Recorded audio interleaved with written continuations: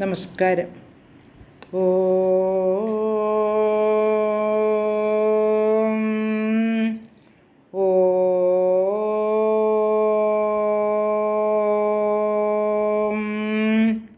ഓം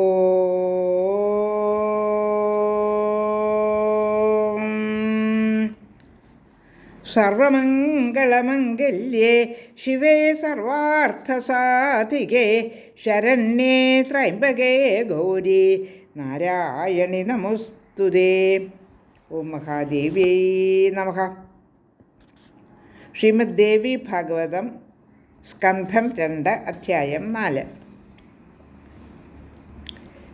ശന്തനു മഹാരാജാവിന് ഗംഗാദേവിയിലുണ്ടായ 7 പുത്രന്മാരെയും ഗംഗാനദിയിലെറിഞ്ഞ് കൊന്നുകളഞ്ഞു. 8ാമത്തെ പുത്രനെ ഗർഭം ധരിച്ചപ്പോൾ രാജാവ് വിചാരിച്ചു, ഇതിനെയും ഇവൾ ഗംഗാനദിയിൽ എറിഞ്ഞു കഴിഞ്ഞാൽ എൻ്റെ കുലം നിലനിൽക്കുകയില്ലല്ലോ. ഇപ്പോൾ എൻ്റെ കുലം സംരക്ഷിക്കുക എന്നുള്ളതാണ് എൻ്റെ 1ാമത്തെ ദൗത്യം. അതുകൊണ്ട് ആ കുട്ടി ജനിച്ചു കഴിഞ്ഞപ്പോൾ അതിനെയും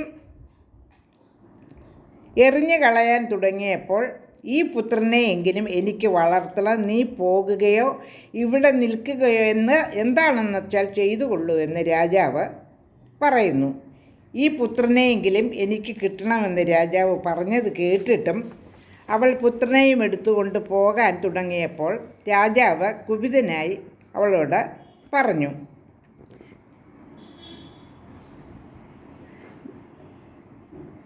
നീ ഏത് മഹാപാപിയുടെ മകളാണ്? ഇങ്ങനെ ചെയ്യുന്ന പാപിഷ്ഠയായ നീ ആരാണ് എന്ന് ചോദിക്കുന്നു. നീ നിൻ്റെ ഇഷ്ടം പോലെ പൊയ്ക്കോ എന്ന് പറഞ്ഞിട്ടും അവൾ ശിശുവായ പുത്രനെ എടുത്തുകൊണ്ട് പോകുമ്പോൾ രാജാവിന് വളരെ കോപം തോന്നി. അദ്ദേഹം ഇങ്ങനെ പറഞ്ഞു. എന്താണ് പറയുന്നതെന്ന് അടുത്ത ശ്ലോകത്തിൽ പ്രതിപാദിക്കുന്നുണ്ട്. ശ്ലോകം 37. പുത്രകാമാസുതം ത്വേനം പാലയാമി വനേ ഗതാ സമയോ മേ ഗമിഷ്യാമി വചനം ഹ്യന്യഥാ കൃതം. എനിക്കും പുത്രനെ വേണമെന്ന് ആഗ്രഹമുണ്ട്. ഈ പുത്രനെ ഞാൻ കാട്ടിൽ ചെന്ന് വളർത്തിക്കൊള്ളാം. എനിക്ക് പോകാനുള്ള സമയമായി, കാരണം അങ്ങ് ശപഥം തെറ്റിച്ചിരിക്കുന്നു.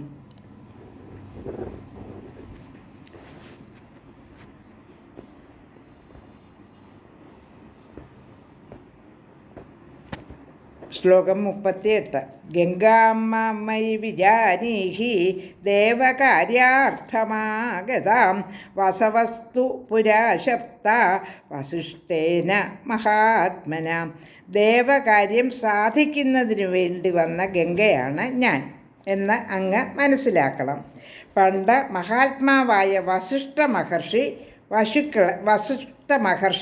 വസുക്കളെ ശപിച്ചിരുന്നു. ശ്ലോകം 39. വ്രജന്തു മാനുഷിം യോനിം സ്ഥിതാം ചിന്താതുരാസ്തു മാം ദൃഷ്ട്വേദം പ്രാർത്ഥയാമാസുർ ജനനീനോ ഭവാനഖേ. മനുഷ്യയോനികളിൽ ജനിക്കട്ടെ എന്ന ശാപത്താൽ ചിന്താകുലരായി സഞ്ചരിക്കുന്നതിനിടയ്ക്ക് മാനുഷ്യരൂപം ധരിച്ചിരിക്കുന്ന എന്നെ കണ്ട് അവർ അപേക്ഷിച്ചു, അനഘേ, അവിടുന്ന് ഞങ്ങൾക്ക് അമ്മയായി തീരണം. ശ്ലോകം 40. തേഭ്യോ ദത്വാവരം ജാത പത്നീതേ നൃപസത്തമാ ദേവകാര്യാർത്ഥസിദ്ധ്യർത്ഥം ജാനീഹി സംഭവോ മമ. രാജശ്രേഷ്ഠ, അവർക്ക് വരം നൽകിയിട്ട് ഞാൻ അങ്ങയുടെ പത്നിയായി തീർന്നു. ദേവകാര്യം സാധിക്കുന്നതിനു വേണ്ടിയാണ് എൻ്റെ ജനനമെന്ന് ധരിച്ചാലും.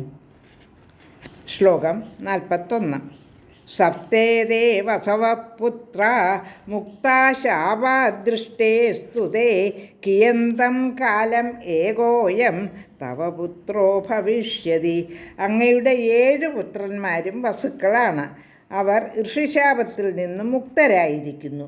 ഈ ഒരുവൻ കുറേ കാലം അങ്ങയുടെ പുത്രനായി കഴിയും. ശ്ലോകം 42. ഗംഗാദത്തമിമം പുത്രം ഗൃഹാണ ശന്തനോ സ്വയം വസും ദേവം വിദിത്വൈനം സുഖം ഭൂക്ഷ്വ സുതോദ്ഭവം. ശന്തനു, ഗംഗാദത്തനായ ഈ പുത്രനെ അങ്ങ് സ്വീകരിച്ചാലും ദേവനായ വസുവാണിവനെന്നറിഞ്ഞിട്ട് പുത്രസുഖം അനുഭവിച്ചാലും. ശ്ലോകം 43. ഗംഗേയോയം മഹാഭാഗ ഭവിഷ്യതി ബലാധിക അദ്യ തത്ര നയാമ്യേനം യത്ര ത്വം വൈ മയാ വ്രതഃ. ഗാംഗേയനായ ഇവൻ അത്യധികം ബലവാനായി ഭവിക്കും. അങ്ങ് എന്നെ വരിച്ച സ്ഥാനത്തേക്ക് ഇപ്പോൾ ഞാനിവനെ കൊണ്ടുപോവുകയാണ്. ശ്ലോകം 44.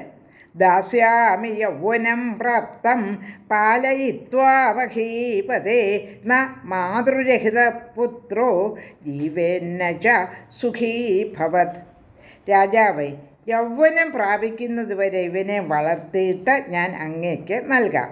അമ്മയെ കൂടാതെ കുഞ്ഞ് ജീവിക്കുകയില്ല, സുഖമായി ഭവിക്കുകയുമില്ല. ശ്ലോകം 45. ഇക്തിത്വാന്തർദധേ ഗംഗാ തം ഗൃഹീത്വാ ച ബാലകം രാജാ ചാതീവ ദുഃഖാർത്ത സംസ്ഥിതോ നിജമന്ദിരേ. ഇത്രയും പറഞ്ഞിട്ട് ഗംഗ അന്തർധാനം ചെയ്തു. ആ ബാലകനെയും എടുത്തുകൊണ്ടാണ് അപ്രത്യക്ഷമായത്. രാജാവ് അതീവ ദുഃഖിതനായി തൻ്റെ കൊട്ടാരത്തിൽ കഴിഞ്ഞുകൂടി. 45 ശ്ലോകങ്ങളാണ് പാരായണം ചെയ്തത്. ലോകാ സമസ്താ സുഖിനോ ഭവന്തു.